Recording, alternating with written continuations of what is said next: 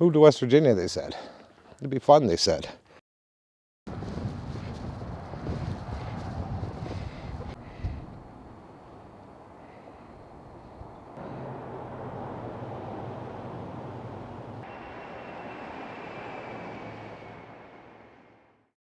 So I thought I would pick up this vlog exactly where I left off, on the top floor of a car park overlooking my town, right in the backside of a snowstorm, winds howling, snow's blowing. Yeah, I thought that'd be fun. It's not. I'm gonna go get some photography done while I can, and probably pick this up either from home or from a later date when it's a little easier to vlog. Actually, I thought I'd come down here to one of the covered levels, but it's not any better. The wind's just howling. It's blowing all the snow that's on the ground right into my face. Yeah, I'm gonna finish this from home.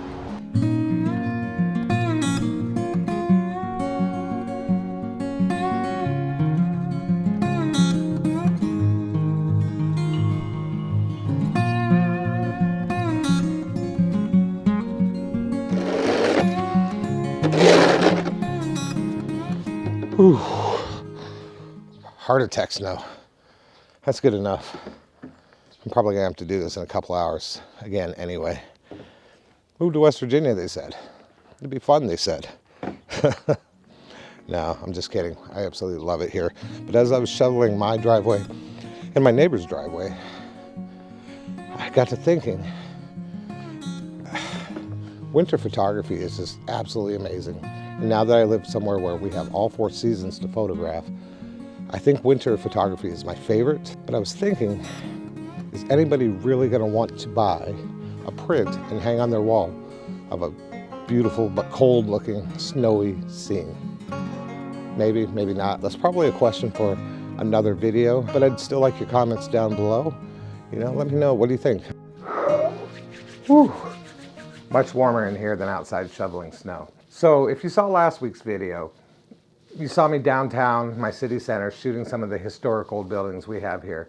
And I wanted to talk about shooting locally and selling locally. But in order to sell your prints locally, I think it's important to know your market and to know where you're going to sell these prints locally. So in my prior life before photography, I was a restaurant general manager, and I managed both low volume and high volume restaurants. Some of the marketing for my restaurant was done at the corporate level, but in order for us to be successful and achieve all of our goals and our metrics, it was important for us to get out into the community and do some local marketing ourselves. Of course, time and manpower were very limited while trying to run a busy restaurant. So it was really important that we target our marketing to the right people. For instance, my restaurant was full service, casual dining. We didn't get a whole lot of the very fine dining crowd, and that's a really specific group of people. And for us to try to target our marketing to attract those people into our restaurant was really, I mean, to be honest, it was a waste of time and energy. And the same marketing strategies can be applied to your photography business, even more so since you're a one-person business. And while it's very important for you to know who your market is,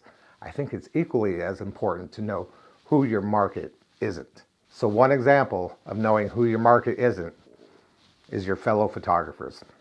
Your fellow photographers is not your market. They are not going to buy your prints. Sure, we support each other online through likes, comments, shares, and maybe even purchasing a calendar or two here and there. But for the most part, I think that's where it ends. This is not a dig at photographers. There are so many amazing photographers out there producing amazing works of art. And you know, every photographer I know personally decorates the walls of their home with their own work. And rightly so. Why would you want to spend your hard-earned money on somebody else's work when you can decorate the walls of your own home with your own beautiful artwork? But of course, there's some wonderful exceptions out there. So this is Jennifer Gonzalez. I met her recently at Blackwater Falls State Park here in West Virginia. But even prior to meeting her, she supported me by buying one of my seascape photography prints from Florida. So again, thank you, Jennifer, so much. And I know a lot of you have exceptions like that out there to photographers not really being your market. But I stand by what I said. Even though there's wonderful people out there like Jennifer, I don't think fellow photographers are going to be a big market for your prints.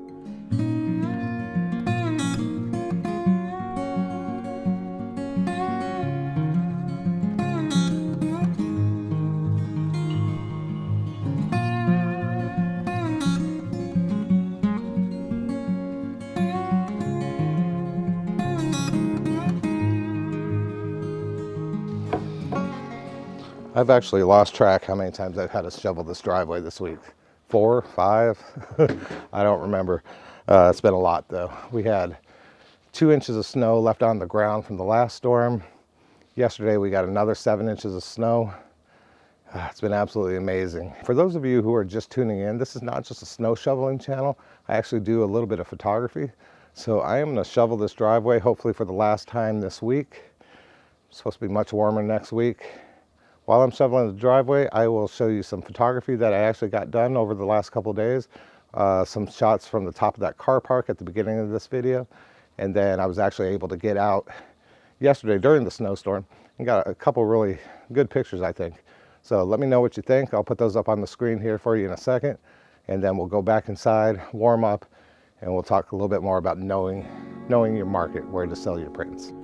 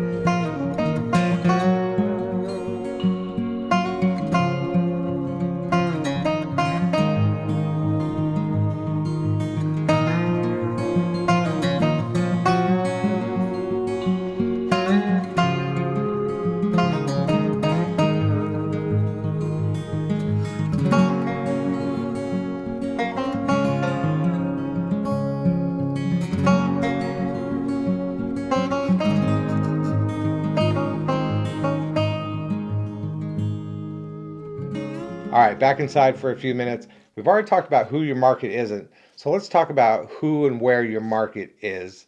I guess we'll talk about where my market is, and hopefully that'll give you some hints as to where your market is as it pertains to shooting locally. So I'm going to show you a series of maps highlighting the markets that I think that I have the best chance of selling my prints at. Now, most of my images will be taken within West Virginia this year. We've only lived here about 7 months, so I want to take the next year or so to really explore, not just locally, but outwards around the entire state of West Virginia. This first map is of my town of Clarksburg, West Virginia. Population's only about 16,000. Now, in my last video, in the early part of this video, you saw me here in my downtown area photographing the beautiful old buildings that we have here. We also have a sister city called Bridgeport. The 2 towns basically run together, and Bridgeport has a population of about 10,000. So combined populations of the 2 towns only about 26,000. So definitely a very small market to work with. But out of all the markets that I'm going to show you and discuss, this is probably the one that I had the best chance of selling my prints. These old buildings definitely mean something to people here. People in this market have shopped here in the past, worked in one of these buildings, or maybe their parents or grandparents, maybe they've owned a business within one of these buildings, and they've seen them go from vibrant business like restaurants and shops and hotels to abandoned or mostly abandoned, as a lot of these buildings are today. I've had a lot of interest in some of the photos that I've taken here around town. People have told me that my images have evoked feelings or memories of a bygone era or a nostalgic feeling of yesteryear. So shooting locally and selling locally here in my primary market is definitely going to be one of my main photography focuses over the next year or so. So let's head over to our neighboring town of Bridgeport to photograph a local landmark. I've actually been waiting until winter to take this shot until we had some snow on the ground.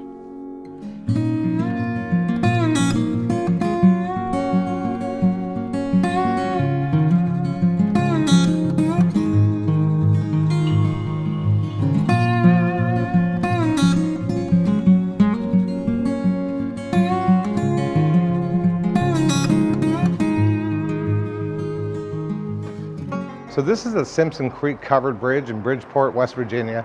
It's been here since 1899, so about 125 years now. And it's something that generations and generations of people from this area have grown up around. Just absolutely gorgeous old covered bridge. Now, unfortunately, it's not in the most picturesque photography area anymore. I'm sure it used to be long ago, but as Bridgeport got bigger, businesses grew up around it, and it's just no longer the most picturesque spot. You definitely have to work a little bit harder to make a beautiful picture, but we're gonna give it a shot. And just like in seascape photography, we're gonna be careful not to make very many tracks in the snow where we're gonna be shooting.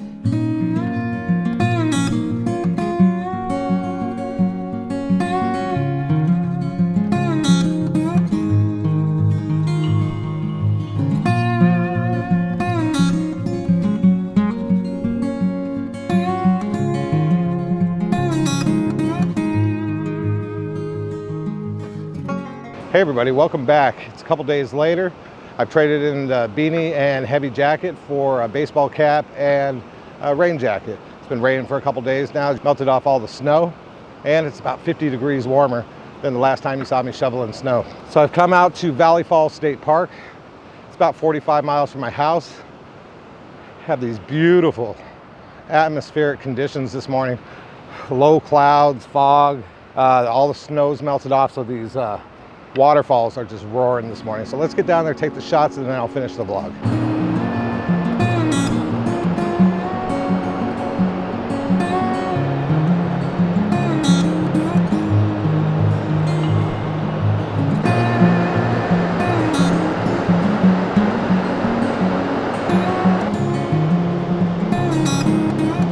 Yeah, I'm not sure I'm getting any good shots for you from here today. It's beautiful. We got the fog and the mist and the river's roaring, but it is completely overcast. It's just absolutely gray. There's no color at all. Yeah, I'll put up whatever I get from here on the screen for you in a little bit. But like I said, I'm at a very popular state park called Valley Falls State Park. It's about 45 miles from home. Anybody who's lived here any amount of time has spent some time here. At least once, probably multiple times. I've only lived here 7 months, and this is probably the 10th time that I've been here. I'm gonna put up another map on the screen for you now. The smaller circle is what we were talking about in the last clip, and that's my local Clarksburg, Bridgeport area, population about 26,000. Now this larger circle now includes both Clarksburg and Bridgeport, as well as the county that we live in, which is Harrison County, as well as 2 other counties, and that makes up the Clarksburg micropolitan area. And that brings the population of this area to about 100,000 people. And I would consider the big circle my local area. So I feel like this larger circle on the map, the Clarksburg micropolitan area, is almost a second primary market for me. There's a ton of beauty spots, including this one, that people are so familiar with, that they've grown up with this around them. And if I can get a really good shot from this location or any of the other beauty spots, I probably have almost an equal shot of selling to this secondary market as I do my primary market of Clarksburg and Bridgeport.